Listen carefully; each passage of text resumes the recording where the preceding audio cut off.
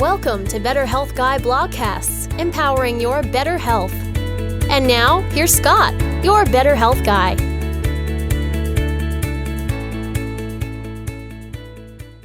The content of this show is for informational purposes only and is not intended to diagnose, treat, or cure any illness or medical condition. Nothing in today's discussion is meant to serve as medical advice or as information to facilitate self-treatment. As always, please discuss any potential health-related decisions with your own personal medical authority. Hello, everyone, and welcome to episode number 102 of the Better Health Guy blogcast series. Today's guest is Dr. Carolyn McMakin, and the topic of the show is Frequency Specific Microcurrent. Dr. Carolyn McMakin is the clinical director of the Fibromyalgia and Myofascial Pain Clinic in Portland, Oregon. She developed Frequency Specific Microcurrent in 1995 and began teaching FSM courses in 1997.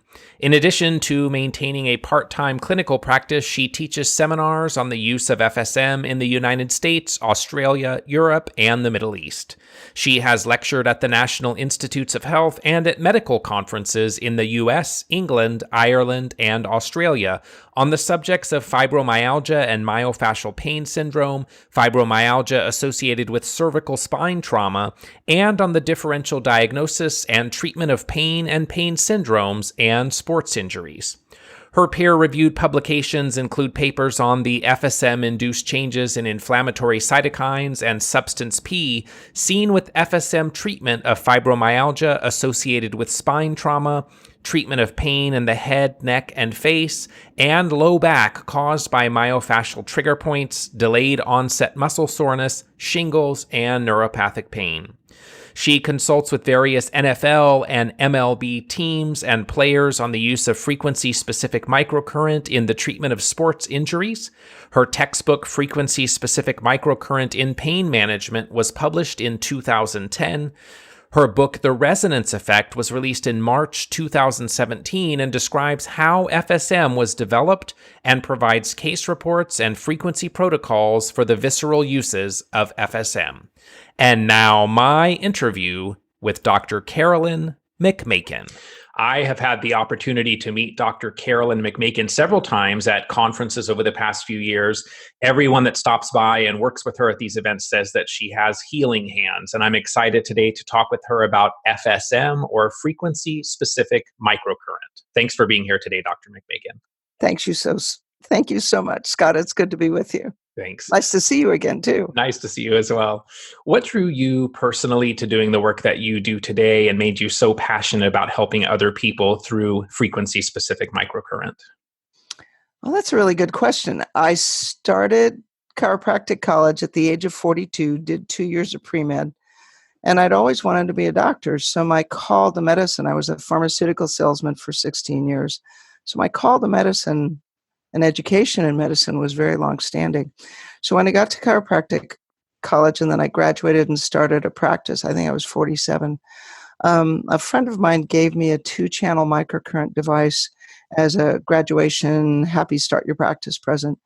And that same friend had a list of frequencies that he got from an osteopath who bought a practice in 1946 that came with a machine that was built in 1922. And that machine came with a list of frequencies. So when George Douglas went down to California and worked with Harry Van Gelder for 3 months in 1983, he brought home this list of frequencies and put it in a drawer. Well, when my practice began to focus as soon as it started on chronic pain patients, one day when I was working on somebody, George said, "Here, try this frequency." It's like, what that's from? It's from Harry's list. Okay. So I tried it, and I had broken a blood vessel in this lady's leg. I was working on her with my thumbs to do a trigger point in the gastrocs. And I used the frequency 18 hertz on channel A and 62 hertz on channel B I found out later, to stop bleeding. And her pain went from a 6 to a 0. The trigger point was gone, and it's like, wow, that's different. And then we started to use the frequencies on patients with myofascial pain. And I'd been doing myofascial release and myofascial trigger point work for 4 or 5 years. And when when you use your hands, you're used to really having to dig on muscles. It's uncomfortable, ischemic compression, all of that. When I started using the frequencies, the muscles just melted. The trigger points just dissolved into like something like pudding, leaving behind just normal, non-tender, non-trigger point muscle. So we treated muscle pain first, then nerve pain, then we figured out how to treat the spinal cord, and then the conditions that the frequencies responded to were broadening and deeper and wider and more difficult and more profound. And so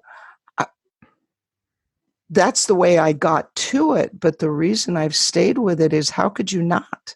How could you not? How could you, once you feel tissue do what is not possible to do, how do you not do that? Right. So you just show up at work and you start out and you see one patient. I had to see 3 patients an hour. I had 3 rooms. And so it's been 25 years of what has turned out to be clinical research, because within 2 years, my practice was more or less exclusively the 10% of patients that nobody else could fix. So trigger points, nerve pain, ligamentous laxity, disc injuries, facet joint pain. This last weekend, we taught a seminar in Denver, and there was a young man there, was 42. He had cerebral palsy from birth. They had done serial casting in his feet when he was a child at the age of 3, and they got the legs to lengthen and the spasticity to be reduced. But then when he was 27, 15 years previously, he got chicken pox, and the inflammation or something made the cerebral palsy come back. So he had spastic diplegia, which means he's toe walking on spastic legs, taking very short steps, and with a cane, and just difficult to navigate, a little bit of spasticity in his hands. Well, there's a frequency that we stumbled across. I mean, the frequencies are all on the list. There's no new numbers. There's new ways of figuring out how to use them. There is a frequency for increasing descending inhibition of spasticity in the spinal cord, and to increase secretions from the cerebellum, which is what's missing in cerebral palsy. So if something happened to your spinal cord to injure or reduce the kind of messages that come down from the brain that say, don't spasm, you'd have cerebral palsy. Okay. This young man, we ran that frequency, increased secretions in the spinal cord, increased secretions in the cerebellum, and inside of an hour, the spasticity in his legs was gone. And his gait was more normal. He was still a little bit up on his toes, but his legs were more relaxed and there was no more pain. And so Sunday night before he left, we worked on him for another hour, only this time he had retained what he started with on Thursday night, and we were able to progress on that. So his hamstrings relaxed and his psoas relaxed, and there are frequencies to treat the tendinopathy that accompanies a very tight, chronically tight muscle. So the psoas lengthened, the legs lengthened. We were able to sort of, with manual therapy, get the gastroc to lengthen and run the frequencies for scarring in the connective tissue to get the gastroc to lengthen. Got his foot to 95, 100 degrees. The end of the story is that at the end of an hour and 20 minutes, he is walking normally with heel strike, toe off, heel strike, toe off, shifting weight normally. We'll see if it lasts. Wow, that's amazing. But how could you not do that? Yeah, absolutely. So let's start then with the basics for those people that are listening. So what is frequency and what is resonance, or as you say in your book title, the resonance effect? So when you deliver a frequency to the body from this list that you mentioned, how do those frequencies resonate with something within us to support improvement of health and balance? Oh, that's a great question. First, a frequency in frequency in music is a sound or a tone. Frequency in electronics is the number of pulses per second. So 1 hertz is 1 pulse per second. So in music, the A tone is 440 hertz, 440 pulses per second, makes you hear the note A. So that's the basic concept. There's a lot of physics involved in that we'll skip. But resonance, the simplest example that we use on a daily basis, well, there's a couple of them. One is I have a blue shirt on here. When you're a child, you are taught that this frequency is called blue. It is not a color. It is a frequency that is reflected off the dye in my shirt, hits your eye, is interpreted by your brain, and when you were 6 months old, your mom or dad taught you that that frequency is called blue. So we interact with frequencies all the time with our ears and our eyes. The most common at this point use of frequencies that everybody does is your car remote. There's a frequency that your car is tuned to, and it's very precise, down to thousandths of a hertz. And when you click your key fob, it opens your door lock just on your car. And then you click it again and it opens the back doors. Even if there is an identical vehicle from the identical year, your key fob, your remote, will only resonate with your car doors. So that's the equivalent, I think, of how the frequencies affect our body.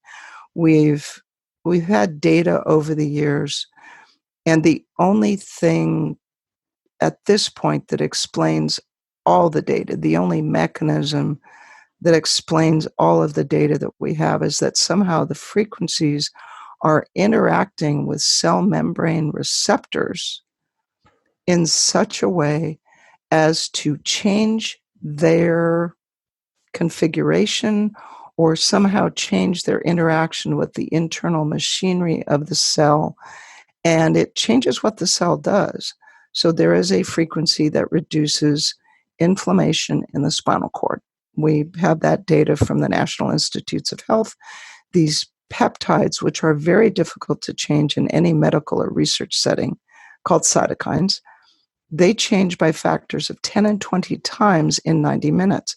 This is literally impossible.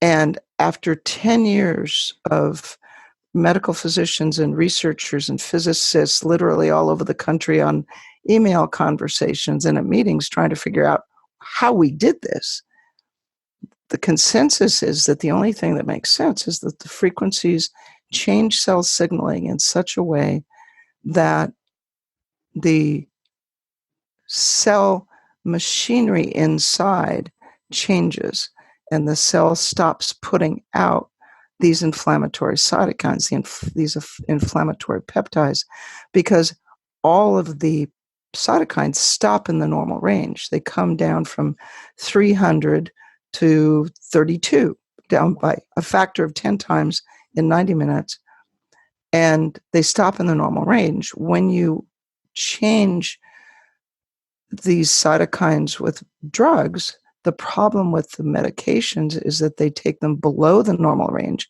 and then the patient has problems with infection and cancer because you need the cytokines for protection because we lower them so fast, so dramatically, and then when the cell comes back on, it never goes back as high as it was, and each time you treat, the cell behaves more normally. So we're used to pharmaceuticals and nutritional substances operating on those same receptors like a key and a lock.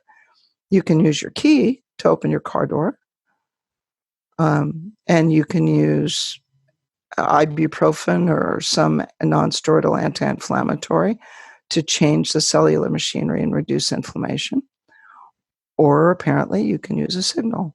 So that's resonance, is when you match the frequency to the target. So the key fob to the key. When a singer sings a note that shatters a lead crystal glass, the reason that trick works is that the frequency that holds lead atoms together, there is a frequency that binds one lead atom to another in a lead crystal matrix. That trick only works with lead crystal that is at least, I think, 70% or 80% lead. I think it's 70%. And when the singer's note is very precise and sustained, the lead atoms start to vibrate, and pretty soon they vibrate enough that the lead atoms stop sticking to each other, and the crystal glass comes apart. So those are the easiest examples. No, those are fantastic.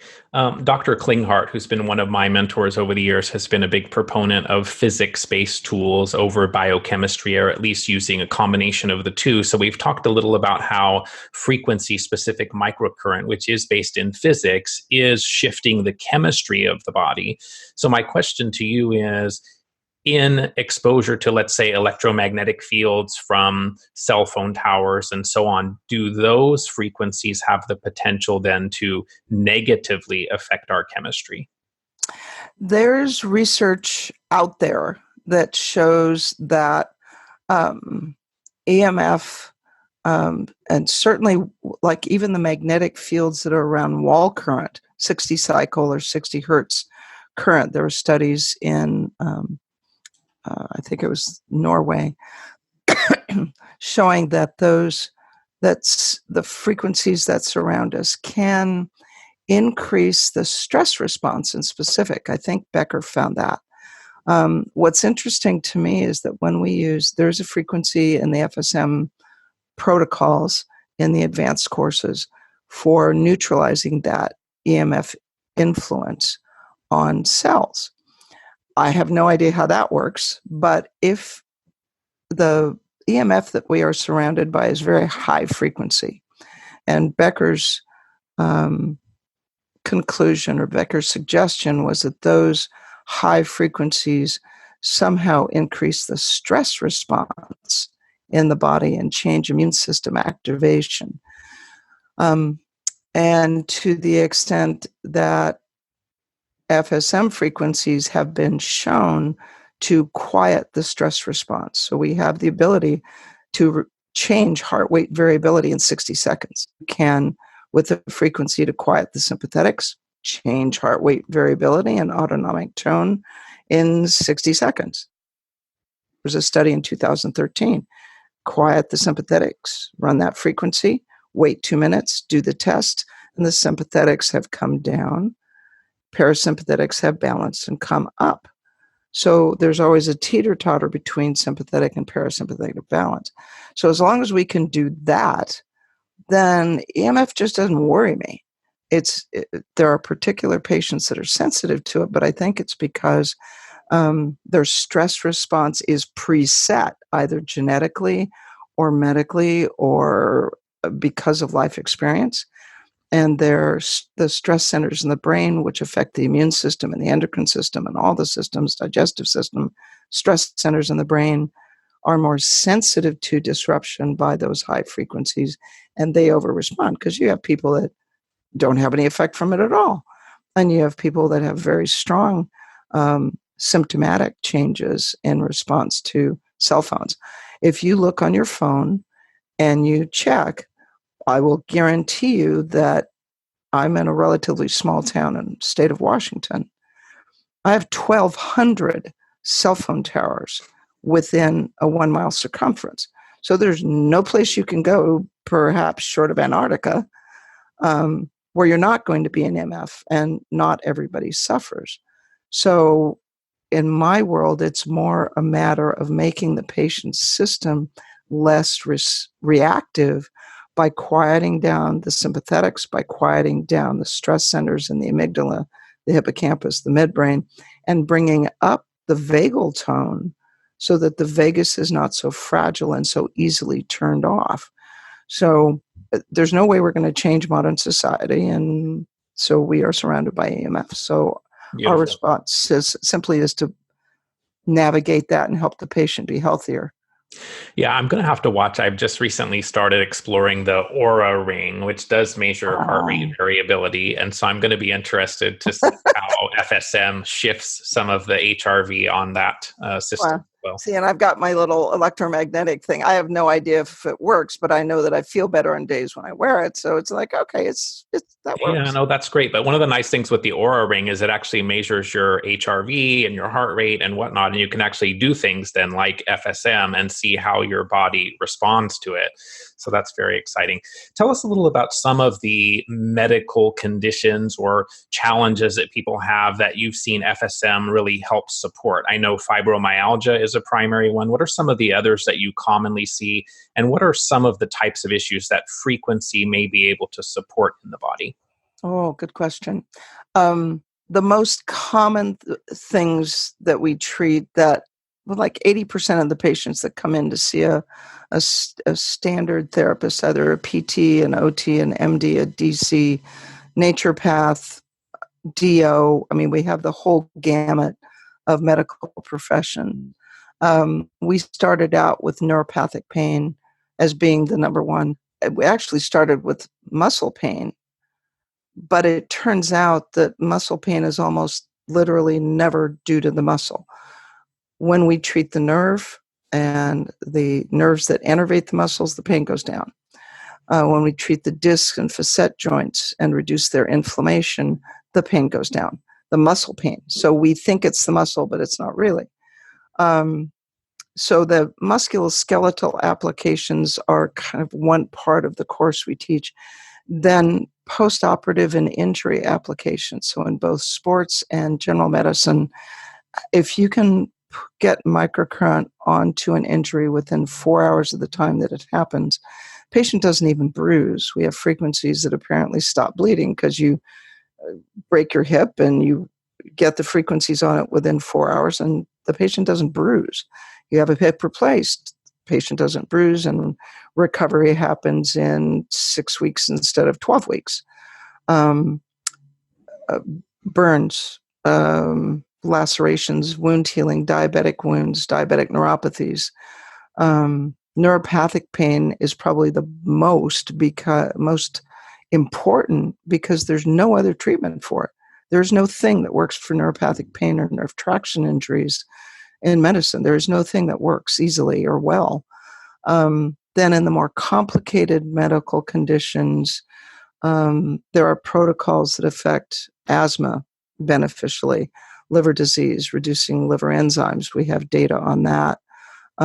Congested gallbladder is simple. Gout is simple. Goiters are simple. Irritable bowel is simple. Crohn's is more difficult because very often in Crohn's there's an underlying parasite or pathogen involved, and you have to take care of that medically. So that brings me to drive by what we don't treat, which is infection and potentially fatal conditions. We do not treat cancer, period. End of discussion. It's really clear. There's no wiggle room in the course when I teach about that with Crohn's, because if you use the frequencies for infection and the patient's pain goes down significantly, you have a reason to suspect that it is indeed a pathogen or a parasite. So the patient comes in and their history is, this happened a couple of months ago, their history is, I have Crohn's, I've had it for 15 years, it flares up about every 6 weeks. Okay, what is the only thing in the digestive system that flares up every 6 weeks, more or less like clockwork? Parasites. They lay eggs. The life cycle of the parasite is about 6 weeks. And so when the Crohn's patient says it flares up every 6 weeks, you have the presumption that it is a parasite. The next step is to use the frequencies that we have for parasites and confirm that when you use the frequency for parasites on channel A and combine it with the frequencies for the cecum and the appendix, which is where his Crohn's was focused, his pain went away, the swelling went away, the difficulty went away. We moved up a little bit, and you treated the next tight place, which is the gallbladder. And that responded. His pain went down. And what we found is if the patient has an infection or a parasite, if you run the frequencies to reduce inflammation, it'll make it worse because the immune system is using inflammation to contain the infection. So his physician had brought him to the class, and I said, he needs to start on an anti-parasite medication today. They are staying for the course for 4 days. And by Sunday, his pain was gone. The Crohn's was back into remission. And FSM did dissolve the scar tissue in his abdomen. The scarring was gone. But that's how you combine what the frequencies can do, common sense, medical education, intuition, and knowledge, and medication. There has to be a stable state that the frequencies can contribute to. Same thing with things like constipation. And the one other thing, ovarian cysts. Oh my gosh, those are so cool. You start out with an ovarian cyst. Well, it really is fun. It's so neat. You start out with an ovarian cyst the size of, you can feel it. It feels like a water balloon in somebody's abdomen. And it's the size of an orange. You're palpating it. You run the frequency for inflammation in the ovary. And in real time, inside of about 20 minutes, the ovarian cyst goes down to the size of a kumquat, and then it's done. There are things that we do that even I don't believe. Ehlers-Danlos, that was another thing we did this last weekend. There's a frequency for torn and broken, and I can't even tell you what it does. All I can tell you is it seems to repair partial thickness tendon tears, Achilles tendinopathies, rotator cuff partial tears. The pain goes down in about 5 minutes, and then it takes 30 to 60 minutes to actually repair the tendon, and it might take more than one treatment. But when you apply that principle, so we found out about the Achilles tendonitis in 2009, that's 10 years ago. 2 years ago, I applied the same principle to an Ehlers-Danlos patient. This last weekend, we had 2 Ehlers-Danlos patients, and it is one frequency combination, torn and broken on channel A, and 77 hertz connective tissue on channel B. And you hook the patient up from their neck to their feet, punch a button, let them fall asleep on the table, come back 60 minutes later, and their joint laxity is just gone. Wow. I almost have to interrupt that one because I know that is such a difficult, challenging condition for people. It's one that more and more commonly is coming into the information that I come across. Lots of people that are dealing with Lyme and mold and that whole mix that do have hypermobility and Ehlers-Danlos, and there aren't a lot of great tools out there. So that's phenomenal. So in those people, after they do FSM, do you see then that it sounds like the hypermobility reduces? Yes, and it stays gone. It's interesting. It will stay gone depending on how many of the EDS genes they have. I think there's four of them. Depending on what their genetic expression is of that condition, it'll last any place usually from 2 to 3 days up to a week. And the other thing that's interesting is that the Ehlers-Danlos patients, because their connective tissue kind of everywhere is lax, that includes the neck and the gut, and that apparently creates autonomic disturbance because the places where the vagus nerve attaches are stretchy. They don't sit still.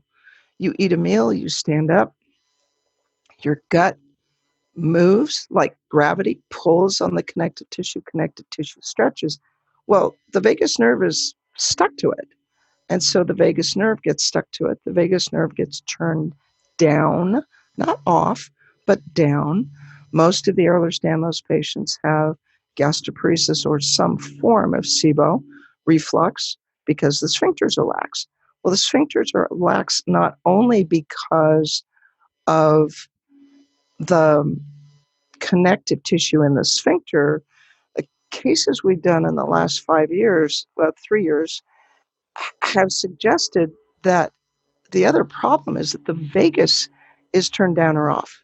You check on Ehlers-Danlos patients, all of them have elevated heart rate. their heart rates are between 80 and 95. You treat the connective tissue, and then you quiet the stress centers in the brain. You turn back on the vagus, and her range of motion and her fingers goes to normal, and her heart rate is 67. We did that on 3 different patients this weekend. It's like, and these days it's like, it is now becoming standardized as care for these patients, and then you can go after what else is going on. With the vagus is turned down, one of the roles of the vagus is to quiet the immune system, right? That's its role. It quiets the immune system by affecting the spleen and the macrophages. And so if the vagus is not doing its job to quiet the immune system becomes hypervigilant, hyperactive, and it's the immune system hyperactivity that creates the inflammation, the chemical sensitivities, the mast cell issues. The mast cell issues. It's like people talk about this mast cell activation syndrome because they don't have any way to fix it.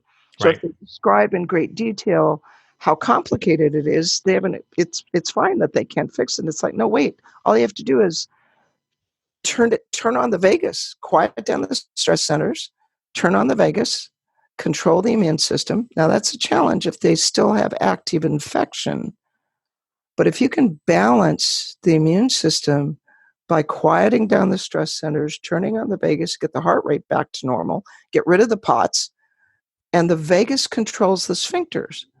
So that takes care of the SIBO. SIBO is like, I hesitate to say it because it really sounds stupid. But if you can normalize the function of the sphincters between the large and small bowel, SIBO is a matter of 2 weeks, not 2 years, not 12 months.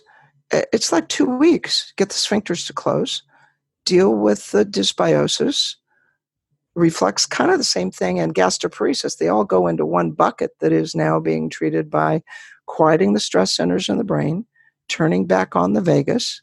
You don't have to do anything to sphincters because the vagus does that. That's its job. And turning back on the vagus then also helps with the migrating motor complex issues that people have in SIBO as well, correct? Right. Yeah. Yeah. Because you normalize stomach acid, the pancreatic enzyme function, and gut motility. So gastroparesis goes away, and the relative SIBO goes away. You still have to do stable state. You still have to kill the pathogens. I'm all about chemical warfare when it comes to pathogens.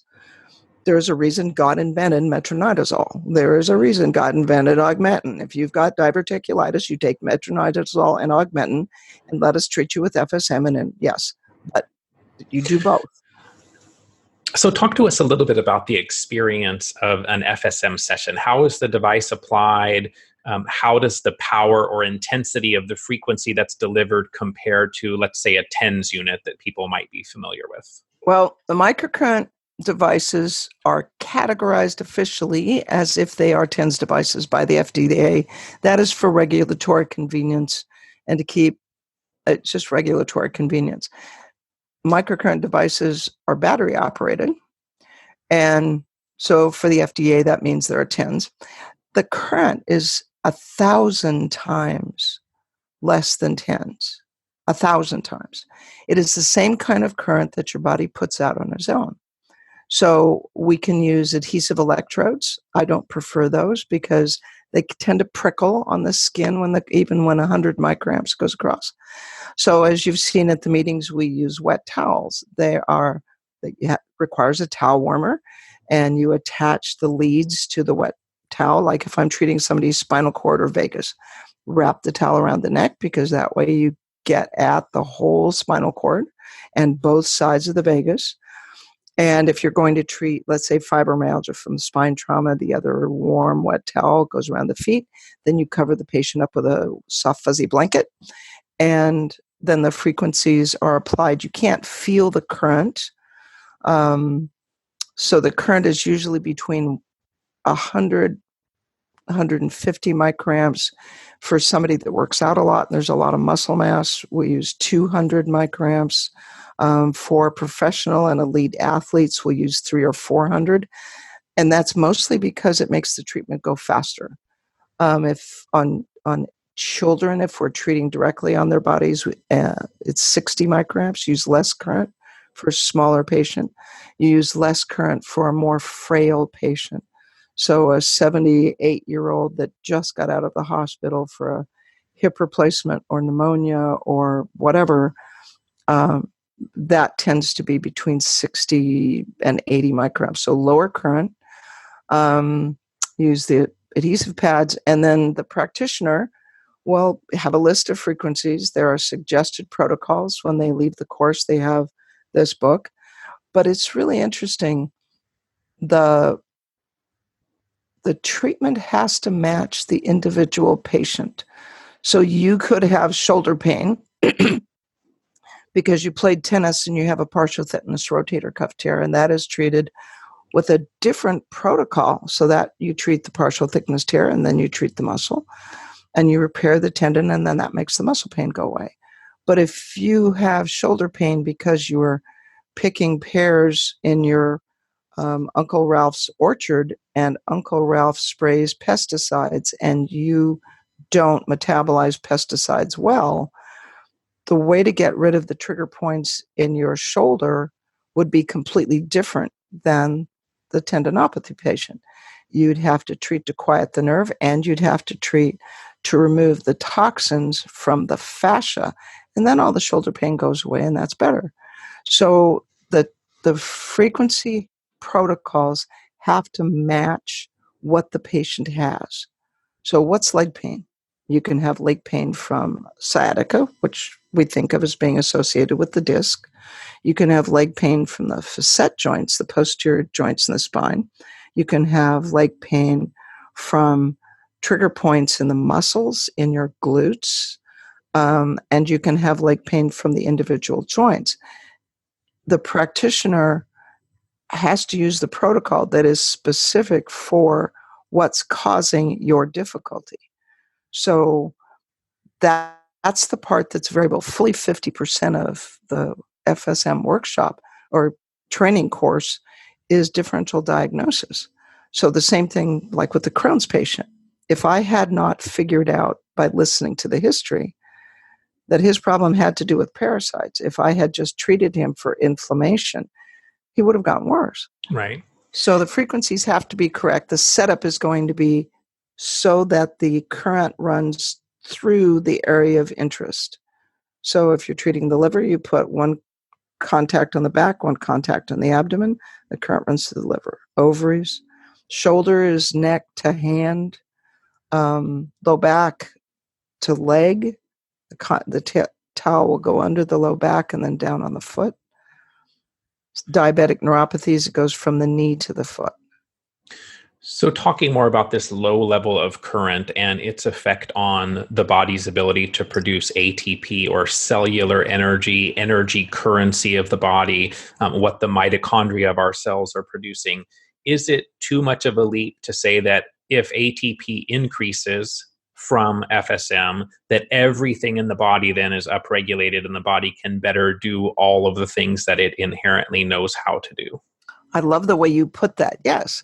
There's studies going, 1982 was the first one, and it showed that just plain microcurrent, just plain DC current increased ATP production by 5 times in rat skin.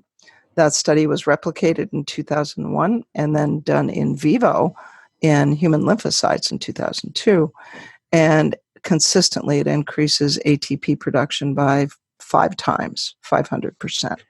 So you would think that if you give and that current's going to flow through the interstitial water that is you, because you're a conductor, you're a semiconductor, that it will allow the body to do everything it does better. And specifically when we target the tissue with the frequencies, it's as if the current gives, let's say, the liver 5 times the energy that it had 5 minutes ago. and it allows the liver to make the changes that the frequencies tell it to make. Yeah, I mean, this is really phenomenal. So you see a lot of times, a lot of my listeners, Lyme disease is a fairly common issue that they're dealing with. And so, we're familiar with the anti-thisis and the anti-thats. And the way that I really see FSM is that it's more about fortifying, uplifting, increasing vitality, raising our vibration so that we can execute on that inherent design. So is that a reasonable way to kind of think of it, that we're really kind of raising our vibration through the use of frequency specific microcurrent? I'd say it's a good start. I mean, it's yes, that happens, but the effects of the frequencies are so really incomprehensible, Scott. It's like, in addition to just making you feel better, we really do have solid reproducible data that shows that we turn off inflammation, reduce Lox and Cox inflammation by 62% in 4 minutes in every animal tested. And that lasts for historically, clinically, it lasts any place from 2 to 4 hours. During the time that the inflammation is reduced, that's where your model comes in. And that says that while we can turn the inflammation down, your whole body can begin to function better and recover. When we turn off nerve pain, it's off. You go from a 7 to a 1 out of 10 pain in 30 minutes. Wow. And that's for 20 years. So when that happens, all of the stress centers in your brain get to recover. Your digestion starts to recover. That part's good. And then lately, in the last 2 years, when you can reboot the vagus, quiet the stress centers in the brain, reboot the vagus, the clinical improvement in the patient's condition is breathtaking. I have trouble getting my head around it sometimes because it's been I stayed away from treating the vagus for 20 years. The first patient I treated, I was working in a cardiologist's office after I was on Functional Medicine Update in 99 or 2000. This cardiologist flew me down to his office in Beverly Hills, and I spent the day working on cardiac patients. This patient came in ventricular tachycardia. His heart rate was 140. And they had his pulse on a microphone, which made me really nervous. I'm a chiropractor. I don't treat patients in ventricular tachycardia. So I thought, well, the vagus lowers heart rate. So I ran the frequency to increase secretions in the vagus. This guy's heart rate went from 140 to about 70 in 20 seconds. Wow. It scared the heck out of me. Now, it wouldn't hold because I didn't have sense enough at the time to use a second machine to address the irritability in the heart that was causing the problem in the first place. So they went and converted him. But it's kept me away from the vagus for 18 years. And then 2 years ago, one of our practitioners had been using it. She reported her results, and it's like, And now it has become a standard. It changes everything. So yes, we do help the body do what it does normally better, but very specifically, we have the ability to specifically change processes in the body that are problematic. So just for people listening, you've mentioned channel A, channel B, that there's 2 frequencies. And so I think that's one of the unique things about frequency specific microcurrent. So is it reasonable to see this as kind of channel A is the what, channel B is the where? So if we're removing inflammation, the what in the small intestine, the where, that's why there's 2 frequencies, what you're wanting to address, and then the thing that you're wanting to address, or the target of that specific frequency. Exactly. And then experience has shown that both of those have to be correct. So somehow it is the combination of the 2 frequencies that has an effect. In physics, it says that you have, in any field where there are 2 frequencies crossing or mixing, you have frequency from A, the frequency from B, the sum, and the difference. Historically, and this was it's just a matter of experience. So you treat a frequency on channel A. So the first place was I was treating inflammation in the tendon on a football player. at the Oakland Raiders. And Keith Pine was treating that patient. We pleaded inflammation, then tendon. He said, I've been doing it for an hour and it's still sore. Well, the tendon was fine. It was the bursa. You go off the tendon and there's this big tender bursa. And it's like, well, the frequency for the bursa is 195 hertz. And the tendon is 191. That's only 4 hertz difference. Same channel A, reduce inflammation. We changed to the bursa, 195. The bursa went all smushy in 10 minutes. Then you could feel where the tendon was attached to the bone. That's the periosteum. We changed to that frequency. And after 1 hour, that didn't relieve the pain when you got the correct frequency for the wear, then the condition corrected.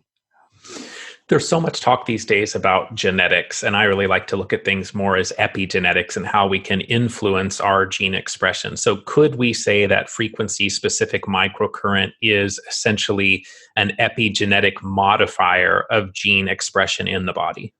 That is exactly, if I could put that in print and tape, that is exactly what the data suggests that we're doing, because it is the only thing, it's the only model that accounts for all of the data. So what we do in new injuries, historically, clinically, you have to apply the protocols to stop bleeding and repair trauma within 4 to 6 hours of the time of the injury. The only thing that's different, and then if you miss that 6-hour window, then you can accelerate the healing, reduce the pain, but it's not magical. That first 4 to 6 hours, the only thing that's different are the genes. There are genes that turn on immediately at the time of an injury, and they are off at 6 hours, and they are turned on by bleeding and trauma, tissue fragments. If we turn off the bleeding, reduce the inflammation, repair the trauma, in that first 4 to 6 hours, the healing is accelerated by double or triple. It's why we're so effective in sports medicine. But the only thing that explains that is just what you're saying, epigenetic transformation. We affect cell signaling that changes cellular genetic expression, and that changes epigenetic function. And one of our practitioners has come up with a model that is now quite testable. And her model is that what we're actually affecting is microRNA. It's not the messenger RNA so much as the microRNA, which establishes the protein configuration that is created by the messenger RNA. But the phrase epigenetic expression is indeed what we're changing. That's what we think. I know one of the protocols that people talk about a lot with FSM is the concussion protocol. So we know that when people have a traumatic brain injury, that can play a significant role in chronic illnesses. How might FSM help to mitigate these traumatic brain injuries or concussions as a contributor to a chronic illness? We started using the concussion protocol 25 years ago. It is treating concussion in the medulla, which are what the frequencies are for, and then addressing the pituitary. We've been doing that for 25 years, and it is very effective in people with traumatic brain injuries. But if you think about the relationship between the medulla and the vagus and the immune system, according to this old osteopath that gave us the concussion protocol, that is the loop that is the connection that actually predisposes somebody with not only a head injury, but even certain types of day-to-day stress. So if you think of if you hit your head, that's clear that you have shearing and injury in the medulla, and that can inflame the tracts that regulate the autonomic nervous system and the vagus and all of that. So head injuries are obvious. What is less obvious is the feedback loop, or the way that we experience what this osteopath would call concussion, the way that we experience trauma that is not from direct head injuries. If you would, in your mind, sort of play back the video of when you came into an intersection on a green light and a large truck came speeding in front of you, running his red light, and missed you by 6 inches. So that stress response is literally peripheral to central. The sympathetic stress response just is this wave of neurotransmitter input through the vagus up to the medulla that upregulates the stress centers in the brain. That's what causes the copper pennies taste in your mouth, the hyperventilation, the sweaty palms. All of that fear reaction is central. How did it get there? It's the vagus. So the concussion can come from even day-to-day stresses. And the concussion protocol, the data that we have on it is limited. Lots of thousands, millions of anecdotes, but the data that we have from NIH on the concussion protocol shows that it raises serotonin levels. So the last 30 minutes of our NIH data was the concussion protocol. Pain came down, cytokines came down. Serotonin actually came down while we were running the frequency to quiet the brain. Serotonin came down. Then when we switched to the concussion protocol, we published 6 of the cases, but I have data on 13. In all 13 patients, when the pain was 0, serotonin stopped dropping, turned around, went back up. What does serotonin do? Makes you feel better, makes you more flexible. It's like, okay, good, I'm not going to die. That's a good thing. So that's what the concussion protocol does. And it is, once you run it, it is subtle but profound. So in traumatic brain injuries, we treat not just the concussion protocol, but the cortex, the sensory and motor cortex in stroke patients and head injury patients. There's one frequency combination that takes down the body pain from thalamic pain syndrome from strokes in the thalamus. Doesn't work for midbrain strokes or upper medulla injuries, but the thalamus itself, in 20 years, we haven't found anybody it doesn't work on. We haven't gotten anybody to publish anything on that yet because it's so hard to believe that it's going to work that every time you use it, you kind of forget that it would be publishable. But it's so that when we work on the brain, it's very specific. Our environment over the years has become increasingly toxic, which adds to the complication of many different types of chronic illnesses. Is there a role for FSM in terms of assisting the body in its detoxification capacity? And then potentially, is there a place for it in those that are toxic from exposure to water damaged buildings? That is complicated, but doable. There are frequencies for toxicity. There are frequencies for mold that appear to help the immune system cope with it better. So there are frequencies for toxicity that you can run on the liver and the brain. So these are environmental toxins, organic chemicals, pesticides, VOCs, those kind of environmental toxins. Those are fairly straightforward.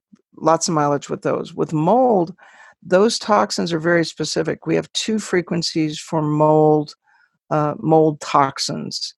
And the experience we have is probably in double, almost triple digits at this point. You have to correct the environmental exposure. So I have gone through that. I lived in this house that I have now. I bought it because it was completely mold-free, no water excursions ever. And in a 4 or 5 year period, I had 3 different water leaks that resulted in stachybotrys primarily. So my own symptoms were gastroparesis, reflux, pancreatitis, pancreatic failure, all from stachybotrys. So I could use frequencies to reduce my stress response. I got my gag reflex back in a matter of 2 weeks instead of a year. We still had to do the binders, chlorella clay, charcoal, cholestyramine, and I was on antifungals, the itraconazole and fluconazole, and plus nasal spray because my sinuses were colonized. So it's an adjunct that helps the patient survive while you do the remediation and while you take care of the infection that's in the body. Mold is complicated. And I'm finally, after a kitchen remodel, the house is mold free and it's no longer quite the struggle. But the FSM is definitely helpful. Let's talk a little bit about shingles. That is a condition that people suffer with tremendous pain or even post-herpetic neuralgia, and can go on for months and months. My understanding is that FSM can really almost make shingles a non-issue. So I'd like to hear a little bit about shingles. Oh, it's my favorite. Because the thing with shingles is it shows up just as pain. In the prodrome, the shingles prodrome is any place from 2 or 3 days up to a month, depending on the patient. And in that prodrome, you just have wicked pain that follows a nerve root, but most people don't think of shingles. They think of, oh, I lifted something and I have a rib out, or my gallbladder is acting up, or I've got an abdominal tumor, whatever. So the frequencies for shingles, we had one that we started out with in 1998. And that frequency you could run in the prodrome. It would take the pain away in about 10 minutes. You had to run it for, we used to say, an hour a day for 3 days in a row. Each time the pain would come down, and then after the third day, it just never came back. The blisters never break out. If there are blisters that have already occurred, and the blisters are less than 2 weeks, so if you're in the first acute phase, week 1 of the lesions, the frequency will take out the pain. The lesions dry up. You do a 2 to 3 to 4 hour treatment. The lesions dry up in 24 to 48 hours. They're gone, and you don't ever have post-herpetic neuralgia. Starting in probably around 2009 and 10, that frequency, which had worked for 12 years then, all of a sudden wasn't getting it. We were getting reports that it's not working. So it first took us 3 months to verify that the machines were good, and it wasn't the devices not running an accurate frequency. It was that the virus had mutated, possibly due to the vaccines, but that's another conversation. So one of my colleagues has a way of dowsing for frequencies. And so he came up with a modification. So instead of 230 and 430, it was 236 and 435. And those two worked together for about another 3 or 4 years. And then starting 2 years ago, we ended up with a third frequency. But still, the effect is the same. If you can get the frequency on during the prodrome, takes the pain away within 20 to 30 minutes. So the way it works these days is you use each of the frequencies for 30 minutes apiece, 20 minutes apiece. So all 3 frequencies run 20 minutes apiece in an hour, and then you run it for 2 hours, 3 days in a row. The pain goes away, doesn't come back, prevents the lesions from breaking out, or if the lesions have broken out, it dries them up in 24 to 48 hours. Post-herpetic neuralgia is a different problem. So acute shingles is like literally easy. Kidney stone pain, different frequency, but literally easy. Post-herpetic neuralgia is a problem because the virus has destroyed the nerve.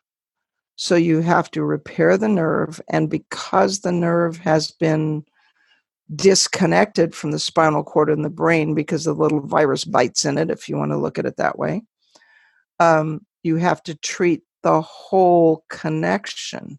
So you have to treat the spinal cord, the brain, pain centers, the spinal cord, and the nerve all at one time. It is not a slam dunk. We get about, I'd say 70% recovery, close to 80 maybe. Cranial nerves, not so much. Kind of continuing on for a second on the viral conversation, Dr. Klinghardt and others in the last couple of years talked about this endogenous retroviral activation and how that kind of plays a foundational role in many different types of chronic illnesses. Do we know if there's a place for FSM in terms of silencing those endogenous retroviruses? Well, no. We have a frequency for malignant virus that we use when we know there has been something like viral pericarditis or viral encephalitis, that kind of thing. But I would suggest that everybody's got retroviruses. Mm-hmm. And a retrovirus, by its very definition, has inserted itself into the cells. So I have, I don't even know how to put it, but my conception of, well, everything that's really a problem that we can't fix is because of retroviruses that we can't fix. So is it really the retroviruses? Or is it that the presence of whatever has turned on the stress centers, turned off the vagus, and we are confronted with a patient whose immune system doesn't make sense, whose inflammation doesn't make sense, whose pain response and stress response doesn't make sense. And if you can say, oh, there's retroviruses and we can't fix retroviruses, then, okay, then you're kind of off the hook, right? You have an explanation for why the patient's chronically ill, and you have no way to fix it. We can strengthen this and that, and yes, it's going to take a long time. My response to that is, if it was a universal problem, we wouldn't have the success we have in treating SIBO, gastroparesis, chronic fatigue, and chronic pain, right? So if that was a totally limiting factor, one of these chronically ill patients that came in would be impossible to treat because of the retroviral activity. But I've got retroviruses. Everybody does. I've been vaccinated when I was, 6 or 8 in 1950 something, and we already know that those vaccines had retroviruses in them. And so there's just if the retrovirus has inserted itself into the cellular DNA, and if we appear to be able to affect cellular epigenetic expression the way we seem to, then the retroviruses don't seem to get in our way.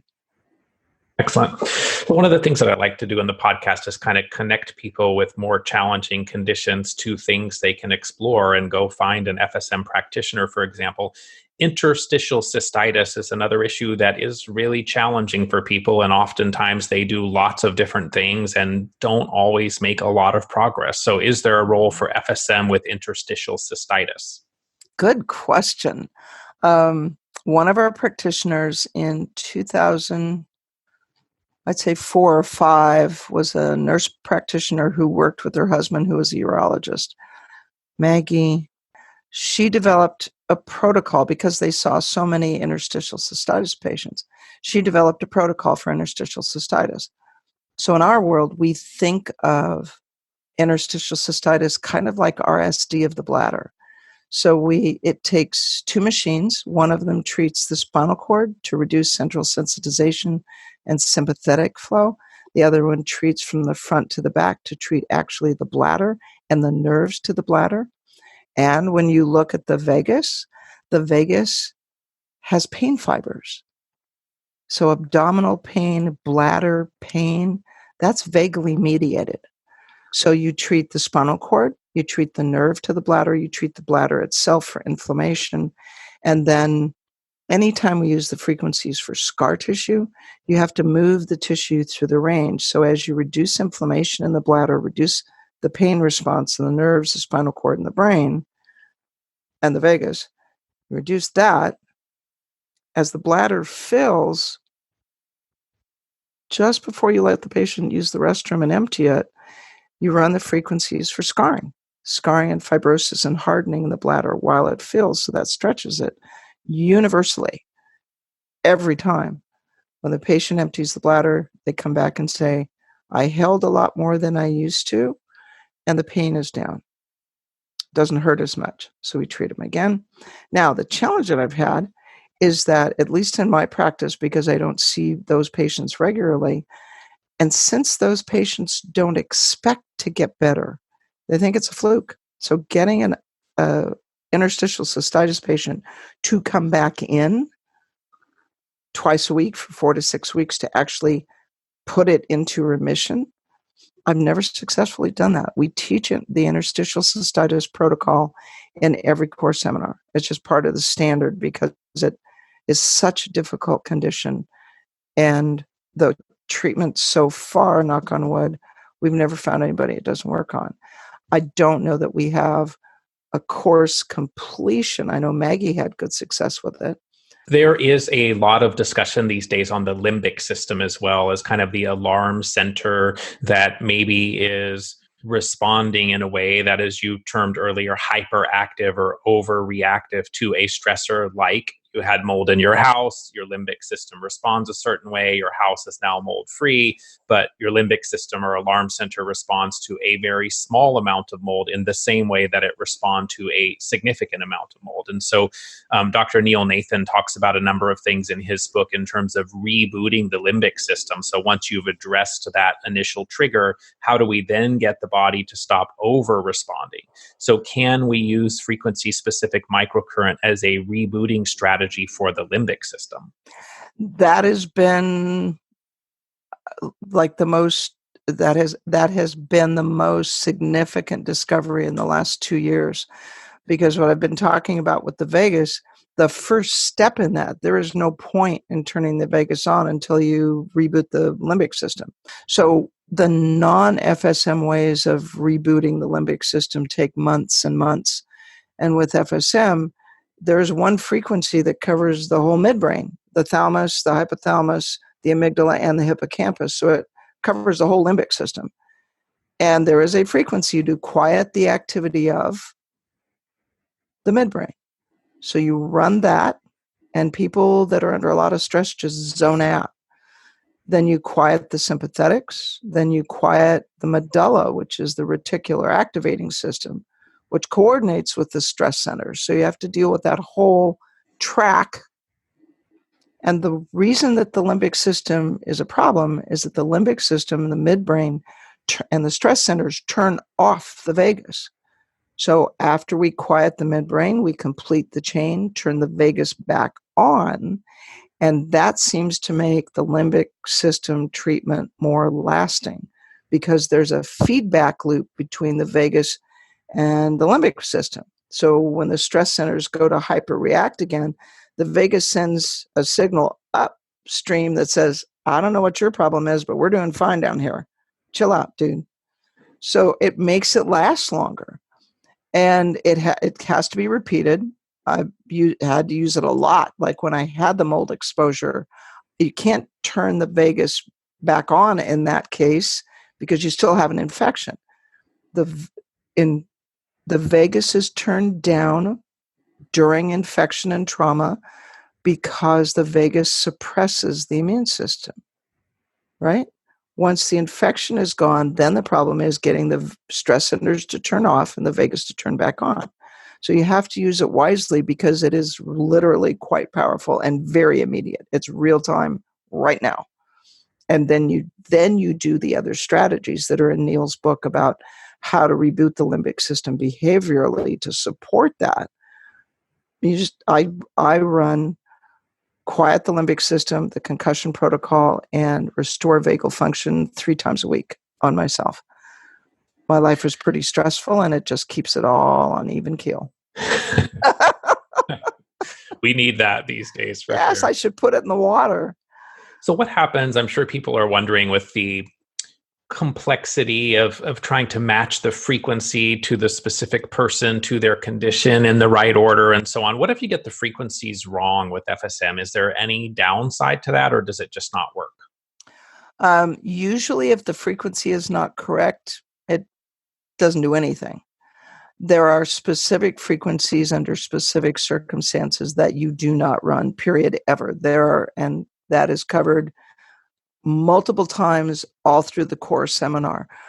For example, in the nervous system, if you have somebody that has had a sensory and motor cortex stroke, and you run the frequencies to increase secretions in the sensory and motor cortex, you can get rid of spasticity from the stroke. Yay. However, there is a frequency to increase secretions in the midbrain, the limbic system. I made a man in a coma cry when first time I'd ever used it. He had a hypoxic brain injury. We were trying to turn back on every part of his brain. I got to the frequency to increase secretions in the midbrain, where the limbic system is, and his eyes filled up with tears, his chin quivered, and tears rolled down his cheeks. And it's like, okay, we don't ever use that. So there's warnings everywhere that you just don't use that. It's out of all of our programs. So if somebody stumbled across that and tried it, that could be a thing. Increasing secretions, let's say in the spinal cord, when somebody is experiencing level 6 or 7 pain, well, one of the secretions in the spinal cord that you're going to increase is substance P. So the pain could go up. Most of those are temporary. The man in the coma, I reversed the effect by running a frequency to quiet the limbic system back down. So it's a very temporary response. But those are every difficulty we've ever had running a frequency is covered in the core seminar. It's repeated in everything they get. Kidneys, for example. Well, there's a frequency for increasing secretions, and the kidney is an endocrine organ. And the students were warned from day one, you do not increase secretions in the kidney. It's too important. They affect things like blood formation, blood pressure, mineral balance, and there's 4 different secretions from the kidney, and you don't want to increase all 4 of them. You don't get to pick which one's going to increase. So we just don't do that. Those kinds of responses are very particular. But the rest of it, if your leg pain is from facets and somebody treats the nerve, it's not going to hurt you, right? So if they just simply treat the wrong thing, it's not a problem. So for people listening and potentially excited about what they're hearing in the podcast and wanting to explore FSM, how do they find somebody? And then is there an option where they can then work with their practitioner and continue to do the sessions at home while they're in collaboration with their practitioner? Yes. So we have a website, frequencyspecific.com, and the practitioners that are listed on that website have subscribed to the website. We had to make it subscription to make the list more accurate. So we have many more practitioners than are listed, but the ones that are there are actively doing FSM. And so the practitioner works with you, you're having success, and you need independence and maintenance. So like the Ehlers-Danlos patients, that's temporary. They have to be treated every 4 to 5 days, and there's no reason they have to come see me to do it because it's so easy. There's no technique involved. So the device company, which is separate than the seminar company, has home devices that the practitioner can program for things like Ehlers-Danlos or nerve pain or fibromyalgia from spine trauma or concussion or sleep or shingles or new injury. I programmed a unit yesterday for one of my patients who's having knee surgery today. So she will put that unit on right after her surgery, and she will not bruise, and her recovery time will be cut in half. So those are important. There's money involved, and insurance doesn't usually cover them because the devices are around $2,000, $3,000, $2,500. And as far as the insurance company is concerned, you can get a TENS unit for $100, and it's right, and it's classified as if it's a TENS. But most patients see the economic benefit in it, just what it's going to save you in copays and office visits and medication. And you get your life back. So it's usually something that patients are willing to do. And these are the custom care, correct? That's the home unit. Excellent. Right. Yeah, I think this whole conversation on FSM, it's so exciting. So many things that potentially can be done with this kind of technology. And I personally have just started exploring it recently with a local practitioner after having talked with you at one of the conferences earlier this year. And I wish it was something I had explored more many, many years ago. The one opportunity I had to do it, the practitioner was several hours away and just didn't get a chance to pursue it. But I've heard so many of the people that I really respect, Dr. Neil Nathan, Dr. Dave O, the list goes on and on, that have really found FSM to be a phenomenal tool. And so if people listening are interested, I definitely encourage them to go to the website and look and see who's near you and reach out and try to learn more about how you potentially can incorporate that into your routine. And we also have, there's a YouTube channel for frequency specific, things like complex regional pain syndrome, RSD. There are webinars for practitioners, but there are webinars for the public that go into a little more depth into the mechanisms and case reports and things we're good at treating. So that's also available. Then there's the Resonance Effect, the book. That has been a great resource to get patients to understand and get a feel for what FSM does. Yeah, and it's fantastic too, the book. In preparing for this podcast and having already been exposed to FSM, I learned a lot from it. So if people feel drawn to learn more about it, the book is The Resonance Effect. I'll put the link in the show notes as well so that you can find, there's a website, theresonanceeffect.com, and really goes into a lot more detail on the conversation that we're having today. So the last question that I have is the same for every guest, and that is, what are some of the key things that you do on a daily basis in support of your own health?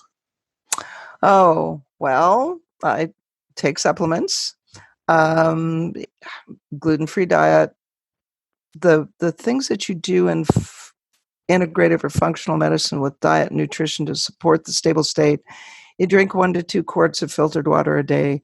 But honestly, given my personal health history and the mold exposure and the jaw infection and the whatever, if I had not had FSM to help modulate my immune system, my digestive system, my nervous system, the endocrine system, I don't think I'd be here.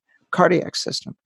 So that's what I do, is FSM and sensible supplements. And when I need an expert like Neil Nathan or Roger Bilica or Michael Gray or whoever, you seek, or David Musnick, you seek that help out. You follow their advice, Shirley Hartman. And you're throwing out some really good names there. yeah. I mean, they're just like, I've been so lucky to meet these really talented, passionate, educated, intelligent people. And the fact that they see the value with FSM, and it's just obvious to them, that's quite an honor. And it's a testimony to what FSM has to offer as an adjunct in anybody's healthcare. It's almost like, I wouldn't say nothing scares you, but it takes some of the uncertainty and fear out of just day-to-day living. My dear friend had an accident last Friday that totaled his car. He got hit side impact, tipped the car over. They pulled him out through the sunroof, had a head bump, didn't know what year it was. They called our office because he's associated with us, and the office staff grabbed a custom care and a magnetic converter, and they were out the door before we got off the phone they got off the phone with the police. They treated him in the emergency room in between x-rays. He's 85 years old. He has no pain, no bruising, and the head bump, the concussion, it's already better. It's done. He's back to normal. This is, what day is this? This is Tuesday? Wednesday? Whatever day this is. It's less than a week. He should be a mess. But it takes the fear out of it because I can fix that. I have a way around that. So yeah, fantastic. Yeah. Well, I want to thank you for being generous with your time today, for sharing all that you do with Frequency Specific Microcurrent, for your training classes, for being at all these events and really sharing. I know you spoke at our Forum for Integrative Medicine just a couple months ago in Seattle, and it was fantastic to have you there. It was great. This is a great tool, and definitely encourage people to explore it. And thank you for everything that you've done. You've made such a big difference in so many people's lives and bringing this technology to the world. And so I honor you and thank you for that. Oh, thank you so much. It's been an honor to be able to participate and to assist in anybody's healing or improvement in their life. That is an honor too. And thanks so much. You've been wonderful. Thanks, Dr. McMakin. Be well. Have a good day. To learn more about today's guest, visit theresonanceeffect.com. That's theresonanceeffect.com. theresonanceeffect.com. Thanks for your interest in today's show. If you'd like to follow me on Facebook or Twitter, you can find me there as Better Health Guy. To support the show, please visit betterhealthguy.com/donate. If you'd like to be added to my newsletter, visit betterhealthguy.com/newsletters. And this and other shows can be found on YouTube, iTunes, Google Play, Stitcher, and Spotify. Thanks for listening to this Better Health Guy blogcast with Scott, your Better Health Guy. To check out additional shows and learn more about Scott's personal journey to better health, please visit betterhealthguy.com.